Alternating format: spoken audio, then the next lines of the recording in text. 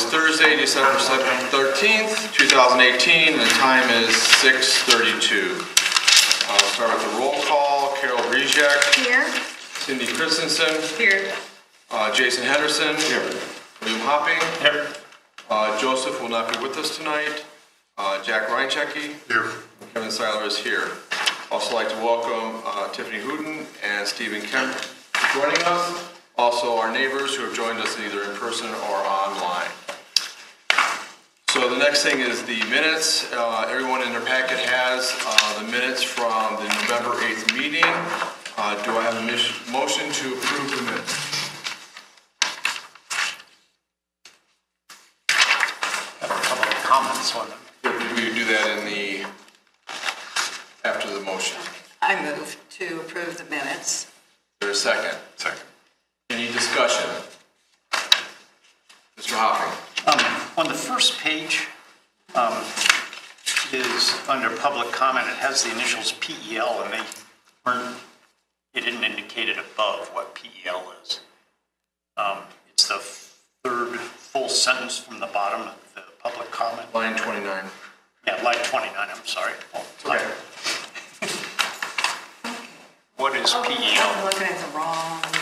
That'll do it. Yeah, where'd you find the page numbers? Okay. Okay, so you want me to go ahead and Can you spell it spell out? it out? You Yeah. bet. And then on the last page, page 5, line 259, says Hopping thought Lyft should have a briefing on the recent election outcome. I may have said that part, but more germane to it was that a comment that we should review the governance and structural issues just to make sure we're consistent with the other boards and commissions, just to have a consistent expectation from the citizens. Okay, would you tell me specifically what you want me to and where you want me to add it? I can't remember exactly what I said, but it was at the end of after the period in line 259, after briefing on the recent election outcome, I believe, this will be a little bit rough, Carol, and I apologize, that it was words to the effect that we had just had an election, and it would be a good time to review our governance and structural issues to assure that we're consistent with council and the other boards and commissions. Okay, if I go back and listen to the tape and see if I can't get Go for it, yeah. anything else? And Mr. Kemp offered to write a memo. I think the chair suggested that, and Mr. Kemp agreed, and that's forthcoming yet. And that's forthcoming. Okay. He's been a little busy, so Okay. that was it.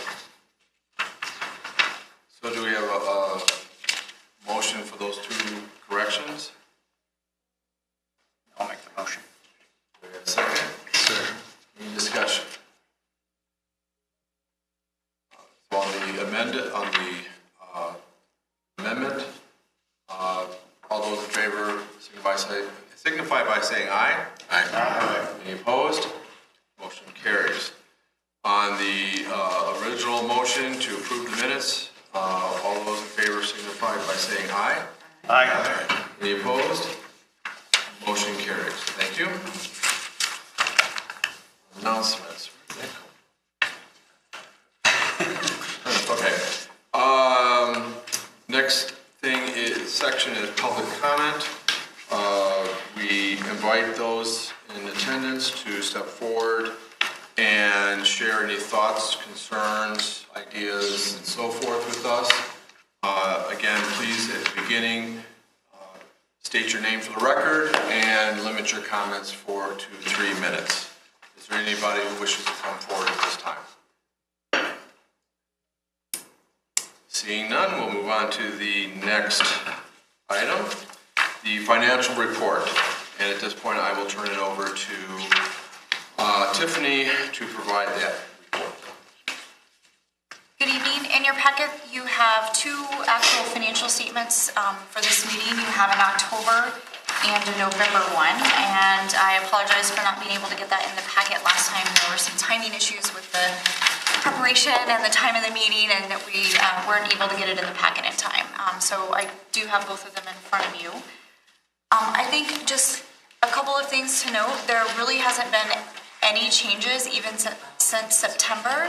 The only thing that has changed is actual interest earnings for the Collar Trust and the Wells Fargo account. So I just want to note those. For October, there was $567.65 of interest for those two accounts. And then in November, there was $573.53 of interest. And actually, those are the only two differences between October and November in the financial statements. So if you have any specific questions, I'd be happy to answer them. I will just kind of highlight as far as cash in the bank at the end of November. The amount of cash that's being held is $344,555.29. And again, I'll remind you, in January, we do anticipate refunding that $25,000 that was withheld for the property taxes. We need to wait till after the end of the year to make sure there aren't any future abatements or any additional abatements that we have to refund properties. And so we do anticipate refunding that full amount in January. We're not aware of any currently. How much was that again, Tiffany? I'm sorry. $25,000. And then there's an additional $1,300 that's due as a refund to Arapahoe County because of an abatement that occurred earlier in the year. But because there was no revenues to offset it, we haven't refunded that yet. And that will occur also in January. Any questions for Tiffany? Fiscal year's still calendar year, correct? Yes, 12/31. Do you need a motion to be able to issue that check in January, or do you want to wait till January? Well, what we'll do is we'll actually book an accrual at December because it's going to be due back at December 31. So we're going to book that as an expense in December, and we'll actually just issue the checks or the ACHs in January on that final payment. We've already approved Yes. all the refunds Yes. several months ago. Yes. Just for clarification, I'm sure you've probably been through this again once before. The Collar Trust is one account, and then we have, is it still Wells Fargo, or did we ever change? No, we did not change. So then we have Wells Fargo. And the Wells Fargo has what revenue, and Collar Trust is all increment? Yes, so any tax increment that you get from either the city or the county goes automatically into the Collar Trust account. That's typically how the county works, even for the city. All the funds go into the Collar Trust account. And then if we have to wire the money or refund it back, we send it to the Wells Fargo account to kind of do a transfer, and then it goes back at that point. Is there a way to tell what's in what in the financials that you send us? How much is in each account? What's in Collar Trust and what's in Wells Fargo? Sure. On the last page of your packet, page 8, Okay. where it's the bank register, Okay. you see the two columns there. There's operating and then there's Collar Trust. And those balances right there at 1130, those are the two balances in those two accounts. Okay, so we've got 12,000 in our Wells Fargo. Yes. Yes, and what we ended up doing is we did transfer some money from the Collar Trust account, or from the operating account to the Collar Trust account, just because you're earning a better interest rate on the Collar Trust account. So when we did the refunds, we kind of accounted for that piece of it. And where would that show up in the Collar Trust? So the 2017 transfer of funds, Transfer, okay. yeah, that's a portion of it, and then you can see the property tax deposits of $330,000, and this is 2 years worth of transactions here. Thank you. It's a related question. When are we supposed to have a 2019 budget? Oh, that was already approved in Yeah. October? It was, yeah. Yes. Yes. That's what I thought. And so you're not showing it up yet? No, we won't start showing the 2019 until January. That's what I was looking for, was 2019. Adopted budget. Any other questions?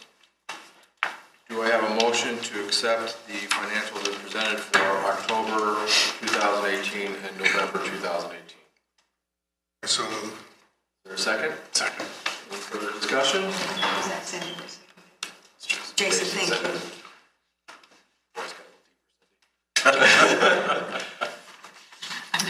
I've got my eyes down here. All those in favor signify by saying aye. Aye. Any opposed? Motion carries. Communication, we haven't received, other than the, request, send us 30,000 and we'll send you 3 million. We still get some of those.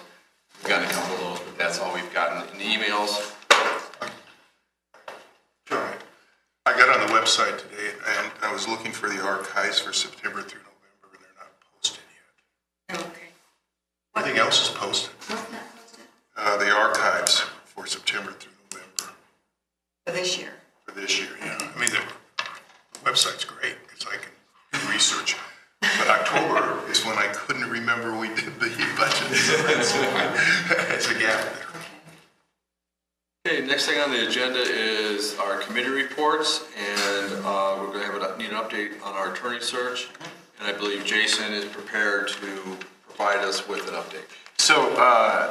So Joe and I have spoken to 2 firms that were interested in talking to us. One was Woodland Law, Douglas Woodland, and the other was Dawn Ostrander, who's, both of these are partners. Dawn Ostrander is a partner at Homrey, Rodriguez, Ostrander, and Dingus.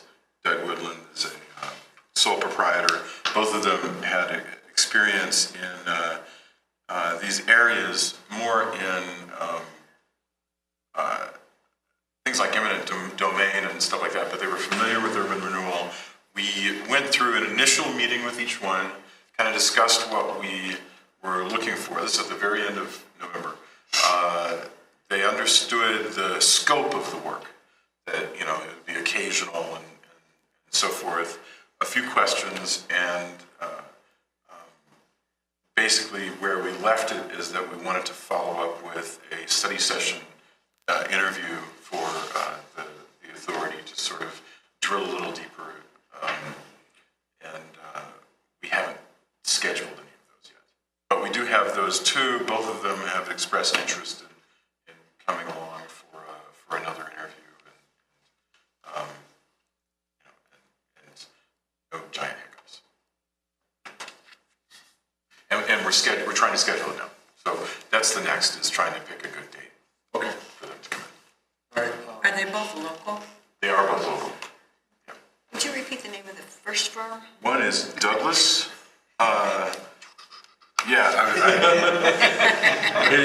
It's Douglas Woodland. W-I-D as in dog, L-U-N-D. Woodland, and he's a solo practitioner. I mean, he may have associates, but it's Woodland Law LLC.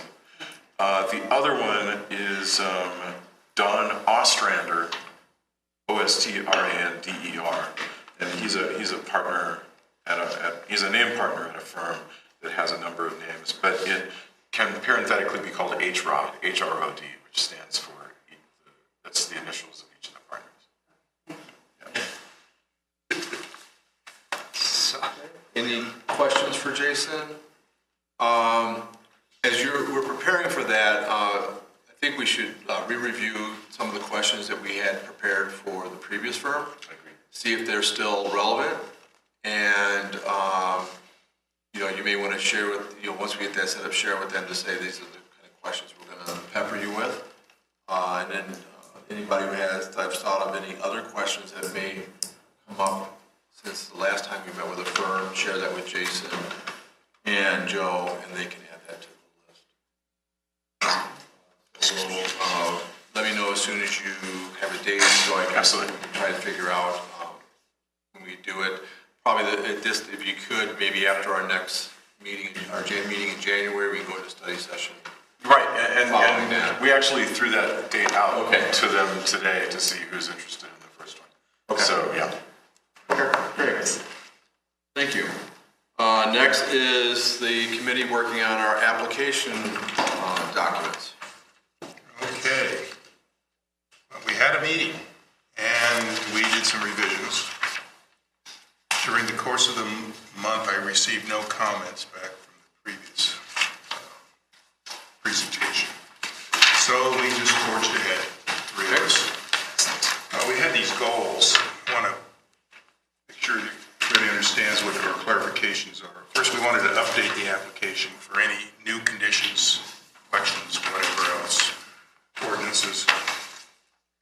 wanted to match our application to possible scenarios. If you read the current one, it kind of mixes and matches scenarios. We want the application process to be flexible for the negotiations that might occur. And we want to, we decided as a group, we recommend that we want to refrain from any judgments about design or public art. Up to the City Council, the Planning Commission, people who know more about that. And then 5, we wanted to develop enduring language. And by that, I mean that somebody 5 years from now could pick it up and say, yeah, that's what they meant. So that probably means getting rid of, there's a lot of terms thrown around about developer or whatever. And if you mean the project developer, just write it that way every time. I know it's kind of alliteration, but it's the way it goes. We have outlined here 8 subcommittee concerns and recommendations. I mean, I can walk you through them, but it's the same ones we had last time, except there was a couple more, or at least one more. The document probably needs a list of defined terms. So people I agree. I think that would be very wise. Since you're already, I'm sorry. No, go ahead. I'm interrupting you. No, please. I would rather have this be a discussion than a report. Jack, I'm sorry. I apologize. May I address? Yes, you may. Okay. I think it's a wonderful idea because you've done this wonderful work where you've tried to make sure that you use the same word specifically each time to refer to different things. And I think you're right. I think there should be a teeny little section that calls each of those out with a definition. Yeah, continue. Well, anyway, I want to call your attention because we have these 2 scenarios. And with all due respect to Mr. Kemp, he told us that the first one I did put on the board several months ago was probably not the one that would be more likely to occur. So I'm just a simple kind of guy that likes to look at pictures, okay? So we did 2 pictures. Tried to just revise it. One is, funding process 1 is that old direct application to lift, because that still is in the ordinances and the statutes and everything. And if somebody wants to say, I can do this project, but I need you to condemn this property, they're probably going to come to us first. Maybe, but that's, and then this next one is a direct application to the city. And that's funding process 2, and I tried to, in both of these, show that when we come up with the urban redevelopment plan and agreement or the redevelopment agreement itself, there's going to be a negotiation and a process with the city council. Yes, maybe back and forth. And then once the city council says yes, we're into the referendum, and then that gives us the go-ahead to obtain gap financing that we agreed to in the redevelopment agreement. Issue bonds. So,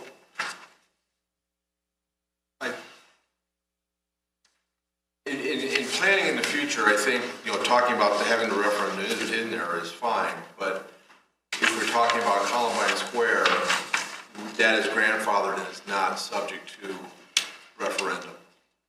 So, that's my understanding. Am I right, Mr. Kemp? In terms of the charter amendment, Yes. well, the creation of the plan area would not. If there was a project that involved tax increment financing or condemnation, it might be, and the reason I say it might be is that there is a case out of Wheat Ridge that suggests that any charter amendments pertaining to urban renewal are preempted by the state statute and a violation of the state statute. So if we were to get a project, I think then we're going to get into that question.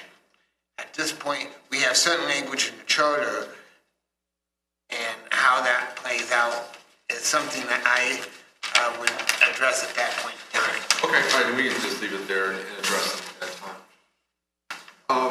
One of the other, if I may, and then Karen, you go next. I mean, this is all great, and I think we should continue continue to work on this, but I do want to give you a short update if you haven't heard already. Columbine, the owners of Columbine Square have put forward a project for that property. I don't know what, I have not seen, it's not been shared with anybody yet, I don't believe. But I have been told urban renewal is not part of that. They do not wish to participate in interrural part of that. So that does, so the urgency of this document being done kind of goes away. I still think it's prudent for us because we don't know what future plans the city may come up with, whether urban renewal areas may be designated. That's still a possibility, although there may be, there's an election that has to take place and so forth. But we can still develop a document that can, like as you're saying, Jack, that 10 years from now, someone can pick up and say, this still applies, this still works, and move forward. So I guess to add, just put that out there as we're talking and having a discussion about this. So, Karen. I think what I have to say, in light of what you've just told us, is probably not critical, but I think it's important to put it out there. The case in Wheatridge is very different. Their charter amendment actually dealt with action of the Urban Renewal Authority, where the charter amendment that we have impacts action that council takes. And because they've imposed in their charter to override or to approve an urban renewal authority, that's where the rub is. And it's very different in what we have done. But we also have Senate Bill 279 that says if we have a plan that lacks specific projects, that when a project comes forward, it is to be considered a substantial modification and therefore go back through the urban renewal process as if it's a new plan. So if, obviously Columbine Square is not going to be an issue, but I just put that out there so that we're aware. Well, I have read and I am very familiar with both the Wheatridge case, the Middleton Charter Amendment. I think there are some significant issues with those that may well come up if there was an urban renewal project. But again, as you indicated, Mr. Chair, my understanding is while there's not been a formal application filed on the Columbine Square property, that the owner has indicated in the pre-application process that they have no plans to use the provisions of the Urban Renewal Act. They tend to proceed outside of that.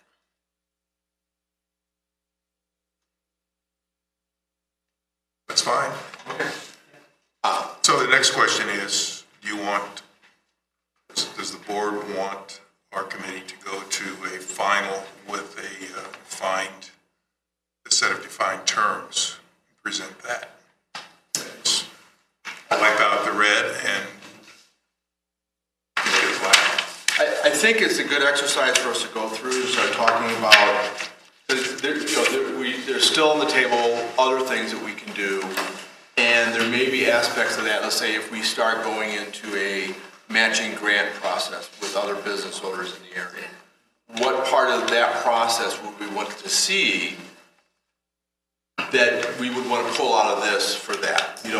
What kind of financials, if a business owner were to come forward and say, I need help with sewage, what we want to see with it, because we wouldn't want to partner with a firm that's 2 days from filing bankruptcy. We would want, what do we want to, again, we want to make sure they're successful projects, that they're a win-win for everybody. What would we want from them? So I still think this is a good exercise to look at this stuff. We can formally, get this done and behind us so we have it in the books. In case, somebody comes in and buys up all the property and decides they want to do something different. It's a long shot or a slim chance, but who knows? It may happen. Stranger things have happened. Mr. Chairman? Yes. Part of it is just such wonderful work. You guys are just really, this is a good cleanup job. But having said that, I'm going to need a couple of days to actually read it. Okay. So, I guess we'll send you comments if if we have any. I may have none, but Yeah, I haven't had a chance to really digest it myself. I did have a couple of questions on things. On the first page where you say objectives of development proposals, I think a clarifying sentence might be helpful because I assume that we don't insist that all of those objectives be met, that the objectives would include factors such as, or, and I'm maybe we're thinking to include them, but it's a pretty good list. I mean, if one of these was not met, does that close the door on it? So I just think maybe a clarification of that, and I'm not asking for an answer, but just to clarify what the intent is. The other thing is on, and I'm not looking at the number copy because I didn't have that one. I got it under submittal requirements. Here we go. Yes, sir. It'd be page 4, the red dots. The second one is pro forma financial plans. And I was going to suggest that we add comma including project development budgets and projected income statements after that. And then further down where it says market studies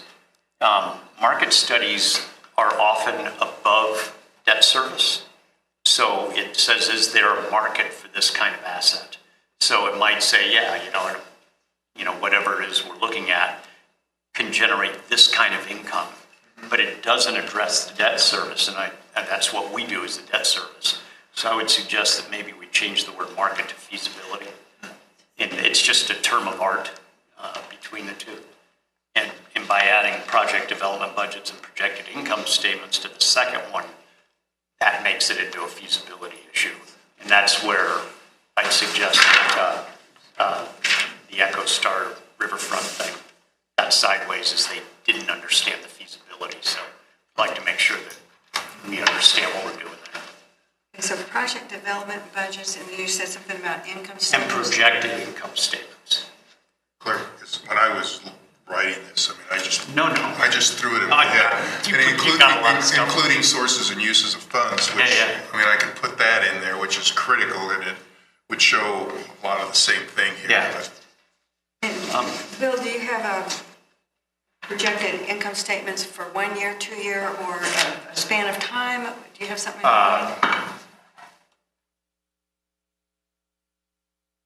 I wasn't thinking of a span of time. Generally, they're done for 5 to 10 years. I don't know if the board wants to, any time you get beyond year 2, to tell you the truth, you're Yeah, full. right. I'd say for a minimum of 5 years, and then they have to go through the exercise. Minimum 5 years.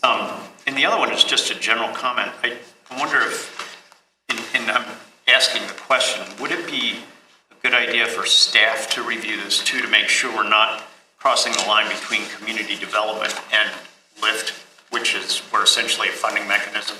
And I don't have specific instances that I think that's the case, but I don't know if anybody wants to. No, and they may see something we're missing, and come up with some, valuable recommendations. So I think it probably would be good to send it to community development.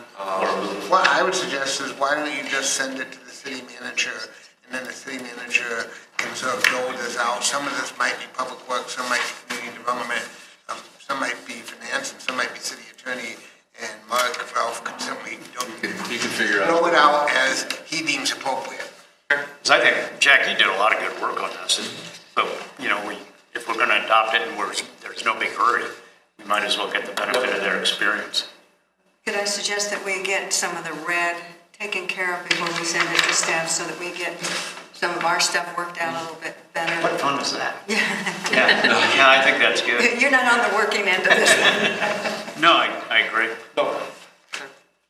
Any other questions for committee? Jack, I do have some, should we just do those offline, or rather than do them here, just put them in, or do you want to go ahead and go through them? No, I think, why don't you, because you two are on the committee, and why don't you take the things that we discussed tonight, whatever other things, and bring it back to us, so we can Okay. start looking at it and getting it to a point where we would forward it to the city manager and say, you know, have staff to take a look at this and give your comments or recommendations. Okay? And we're still open to any comments. Can we expect Yeah, comments from? I have not had an opportunity to really read it line by line, and I want to, and I may have some comments. Can we set up a deadline so that we know when to start our work for comments? Do you have a scheduled meeting in January? Not yet. If you just advise me when you have that, and I'll send out notice that a few days before that, you can get some comments from Okay. the board. This last time, I did get it finished a day before. You did. That's an improvement.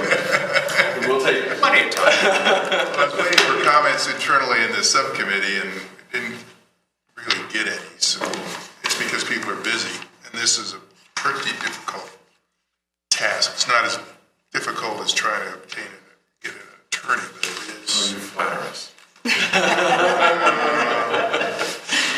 No, trying to write this kind of stuff and then try to project what we really would like to see in an application. And Mr. Hopping, the reason I didn't put any deadlines in there, like 5-year or 10-year plan or whatever else, it's my concern that same one you have. You know, after the first year, it's all blue sky. I mean, it's just wish, because you're going to make projections on what inflation is, what interest rates are going to be, what you think leasing is going to be, what you think the economy is going to look at, and no one has a crystal ball on that. Nobody. Exactly, but in the appraisal world, which is where I live part of my life, there's, if a 5-year projection is there, it shows the actual first-year projection. So it includes all the ramp up. If it's a 3-year ramp up until you get to stabilized revenues, that's all built into those years. And if it's not done that way, they generally do what's called a stabilized year, which is an average over the lifetime of the property. Well, when the hell does that occur? Excuse me. When does that occur? You know, I don't want to use the term fictitious, but it's a blending of many, many years of opinion into today's dollars. So it's never something that really occurs, but it's representative of the life of the property, the stuff. Yeah, and I tried to put myself in the shoes of an executive director of this thing, and I'm negotiating with somebody, and I'm looking at their project, and I'm saying, no, I want 10 years because we have bonds out here and we're projecting, or I want 5 years. Right. So I was trying to flexibility, but having some kind of target in there is fine. Yeah, and banks that I've worked with, generally, when we do projections, they're 6-year, because most hotel balloons are 5 to 10 year. So we just go in the middle there, and that gets you into the area where you know if the project is going to work or not, which is what we really care about. Can they pay back their debt service? That's what we want to know.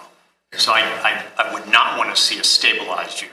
I want to see actual performance projections given inflation and ramp up of revenues and all the other variables. I mean, there are things that, their capital expenditures are not a straight line input. They come in 3, 5, and 10-year increments is when you really get hammered with those. So you need to understand how that works as far as how it impacts the cash flow.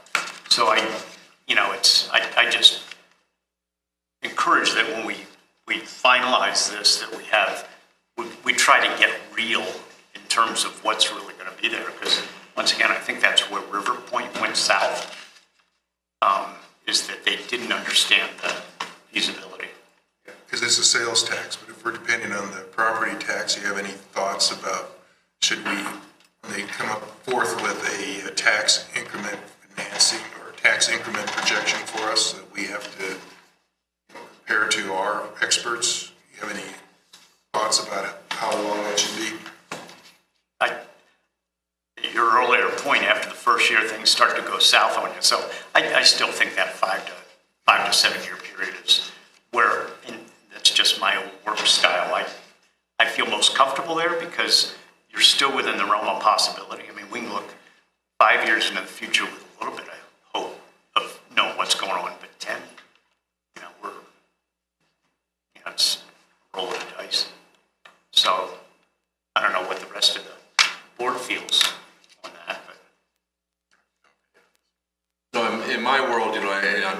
construction stuff, it's, I have, an engineer, architectural firm come in and say, we think it's gonna cost X.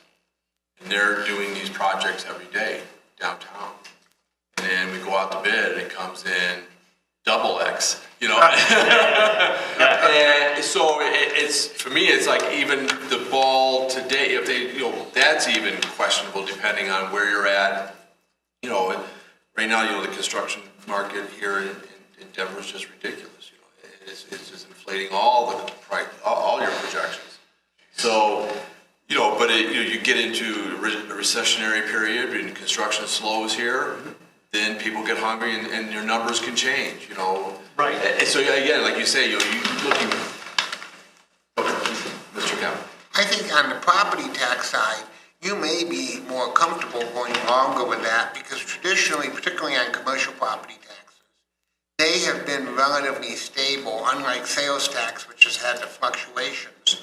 Commercial property tax has been fairly stable as a source of revenue. And so from my standpoint as a lawyer, if I was looking at a pro forma, I would actually want a longer period on the commercial property tax because what I'm really going to be interested in is the value there in this project sufficient to pay the debt service? Because if the value isn't there on the property tax side, that would concern me. So I completely think the discussion, without interjecting myself from beyond being a lawyer, I think the discussion is right on the sales tax because what we've seen over the last decade is a lot of fluctuation in sales tax. Even in the depths of the recession, we didn't see that same fluctuation in property tax. Yeah, and of course, we don't care if the property goes under because somebody's going to buy it, still have to pay it, and get a treasurer's sale. But here we are. I mean, it's all speculative. That's why they call it entrepreneurial risk. And because you don't really know what it's going to do. You don't know when you bought your house how that would appreciate. You don't know what the future holds. So if we can just lock it down, I think Mr. Kemp's comments are right on. Anything else on that? Okay, unfinished business, discussion regarding study session with Columbine Square property owners. Did have a conversation with Mayor Brinkman. She has asked that we table that discussion until after we meet with City Council in January. There is a breakfast scheduled for us to meet to talk about some mutual concerns that we have, and that's one of them. And part of that would be discussing how we move forward with that with City Council or other boards within the city. So there's nothing really further there at that point right now. Did everybody get the invitation for the breakfast? Yes. I do think that date might change because I'm unable to attend. I'll be participating in the Littleton Leadership Academy this next year. And that's the first session for that academy. So I think Mayor Brinkman's going to move that, and also I think Kyle cannot make it also. So she's looking to change that date. It's better for everybody. So, but it's currently the 7th. The 17th, yes, morning of the 17th. Yeah. Board member terms discussion, there was a question with that. I believe that City Council has addressed this in reporting, was it Jason's term? Yes, he will be appointed on next Tuesday for a new term. Okay. I'm so relieved. Actually, I did put in a formal request to be reappointed, so it sounds like that will go. Thank you. Yeah. So I think that can now be considered closed. Next thing is new business. During our discussion last time regarding a application, the application process and some of the other things, it's like who would deal with the day-to-day or type of procedural type of things if something comes up. Lift did have an executive director that they contracted with a few years ago. That, from what I'm hearing, wasn't a very positive relationship. And that's one way we could still look in that direction. What I did have, I had a conversation with Maureen Fair. She's one of the top experts in this area, and what she indicated to me is that municipalities, smaller municipalities that may have a small urban renewal district, they actually partnered with the city government itself and with staff on the city, either like the director of development or commerce or something like that, and those people would be charged with doing these procedural things on behalf of the Urban Renewal Board. That is one option we can pursue. I still have a call to somebody else that she recommended talk to see if there are companies out there, firms that do this type of work. She wasn't aware of it. She indicated they're actually, Arvada is in a lull right now between projects, and they had to lay off some staff, so she had a very strong recommendation if we had something come up right now that there's a staff member on layoff that we could contract with that she would highly recommend. And so we could still go down that path. I think that maybe should be probably one of the things we continue to discuss and maybe have discussions with the city council on, is there a partnership? Does it make sense to do that with the city? Again, I would like to point out that a lot of urban renewal authorities are also city council. And those things go hand in hand with a lot of other municipalities. I think about half of them are structured that way. So for us to partner with the city and have city staff, if they're able to free up staff to do this, we come to some sort of memorandum of understanding and some fee structures or whatever, that may be one area we wanted to explore. But I'm still, like I said, I still have a call out to see if there are some firms out there, and we can still have that, research that and see if there's some firm out there that does this kind of support on a part-time basis for smaller urban renewal districts. Anybody else have any brainstorms or lightning bolts or thoughts on this? There's a third possibility.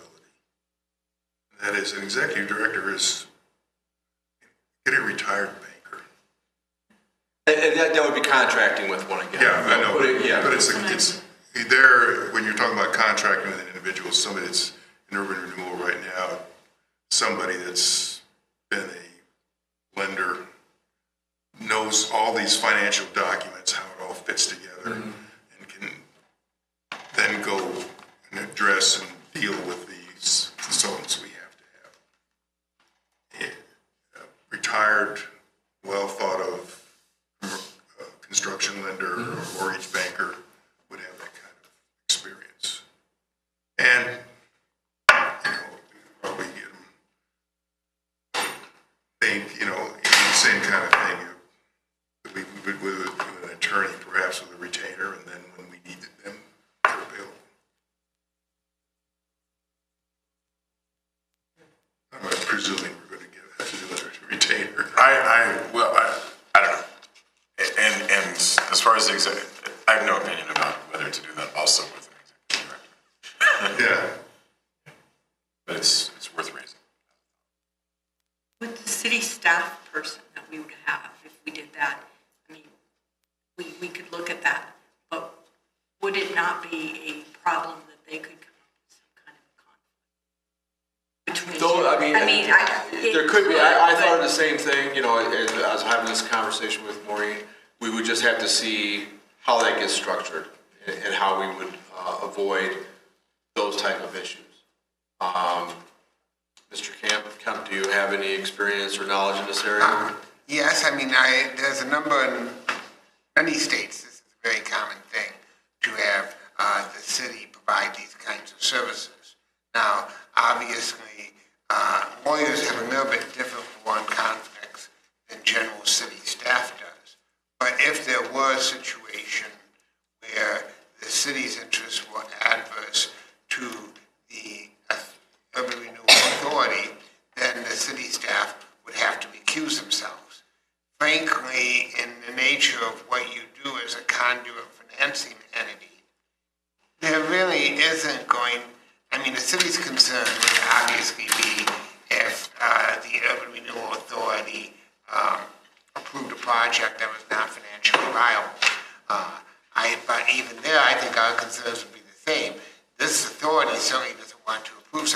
project and risk the issue of having debt issued by the authority be defaulted on. And the city's interest is similar. So, I mean, I won't say that there's never a possibility that there could be a conflict, but I think frankly in the issue of projects, it's not that likely that there would be. Steve, in thinking about the city and what they have to do through a quasi-judicial nature with a project at some point in time, and not really seeing clearly how this application will go through a process, could we end up in a situation where the city really couldn't participate because of the quasi-judicial nature of the application before it gets to us or after, I guess what I need to do is figure out how this flow chart works in connection with city staff about a project that may be in a quasi-judicial situation. Well, the application that would be made to the planning department would be fundamentally a different application than what would be made to this authority. Because from our standpoint in the planning department, we're not concerned per se with the financial viability of a project at the same level that this board is. We're going to be much more concerned with whether that project is consistent with the comprehensive plan, is it consistent with any area plans, if it's closer to the downtown, is it similar to other downtown development pursuant to the downtown neighborhood plan. Those are all going to be concerns that this board doesn't have, and it's outside, but the planning commission will. And so, to me, it's a different, what connects the two together is economic development. Obviously, the city wants to promote economic development, and this authority can be a source of doing that by providing the financing for it. So that is the interest in common. But the quasi-judicial process is going to be on its own track over here, and realistically, in my experience, individuals are not going to come to this authority until they are well down the road, if not completed, of the quasi-judicial track. Because if you cannot get the appropriate zoning and land use entitlements, it doesn't really matter what this authority does, because the project isn't going to happen. So, it's very much like conventional financing. Very few, they may apply for a loan for conventional financing, but it's all going to be conditioned on acceptable land use entitlements, and if those don't happen, neither does the loan and neither does the project.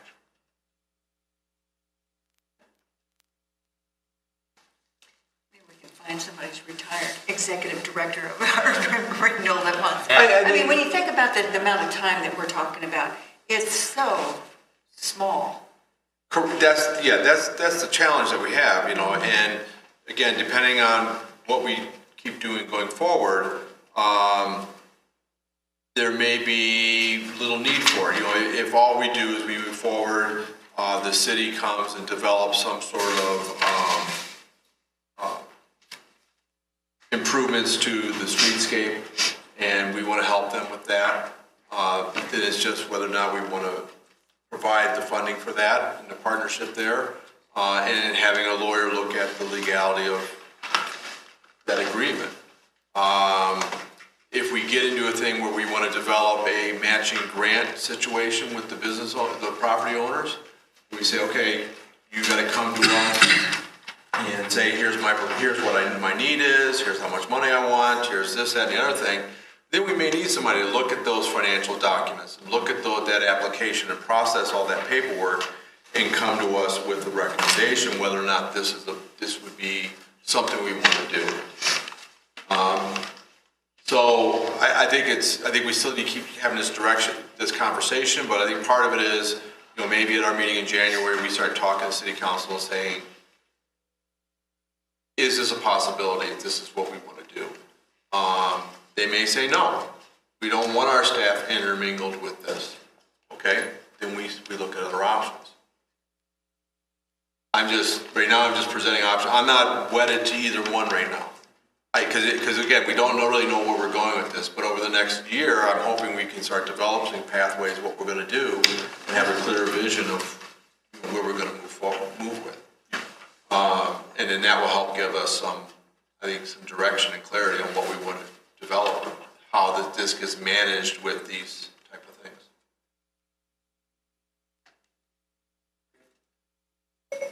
Okay. All right, so now we've come to the second portion of our public comment. We invite anyone in attendance to come forward and make any comments they may have. Again, state their name for the record and limit their comments to 3 minutes. Is there anybody who wishes to come forward? Yes.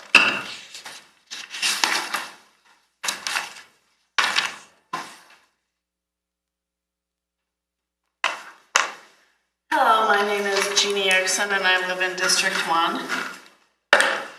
Just a couple comments on a few things you were talking about tonight. I don't believe the city staff has any reason to look at the LIFT board's application process for anyone coming forward. LIFT is completely separate from the city. The LIFT executive director should be the one to look at an application to see if it's appropriate.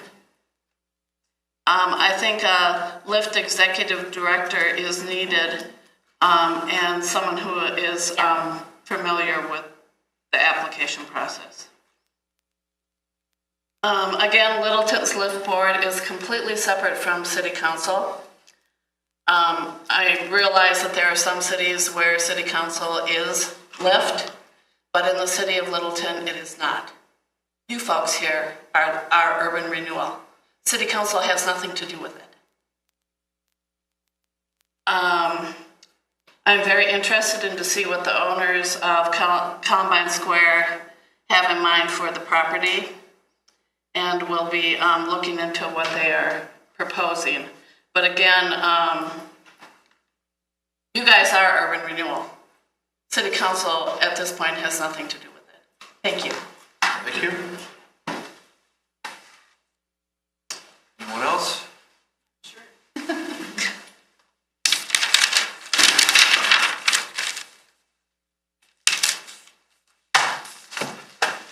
My name is Pam Chadbourne. I live in District 1, a block and a half from here. So a couple of things.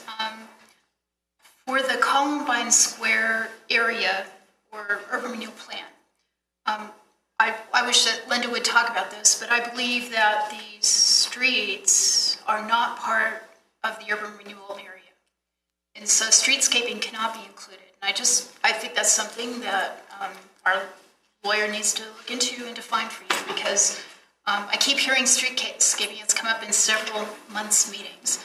And maybe it's not appropriate in the Columbine Square plan. Maybe it's not legal in the Columbine Square area plan. So please figure that out. Secondly,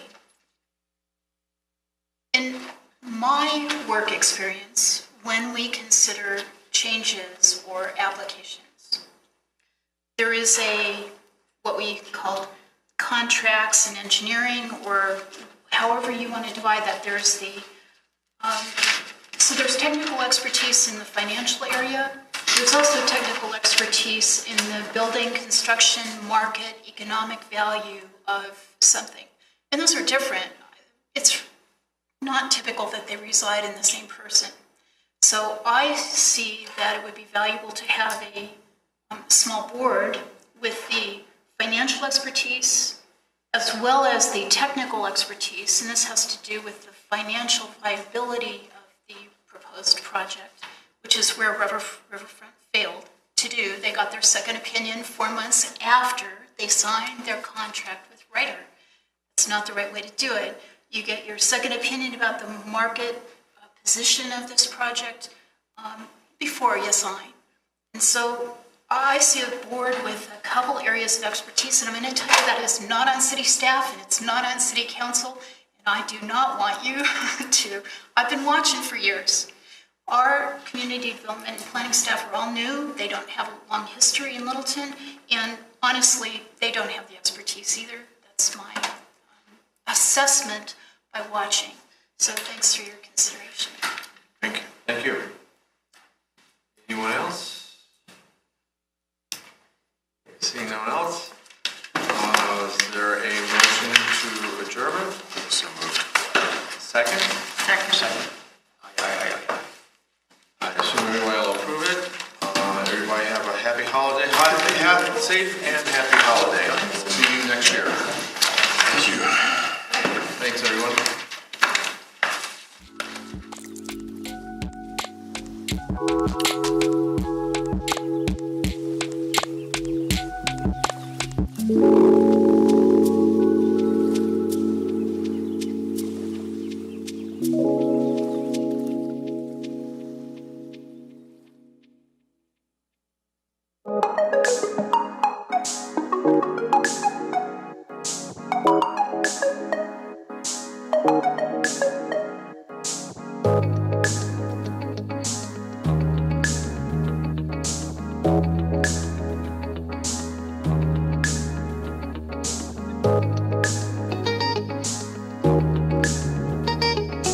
Thank you.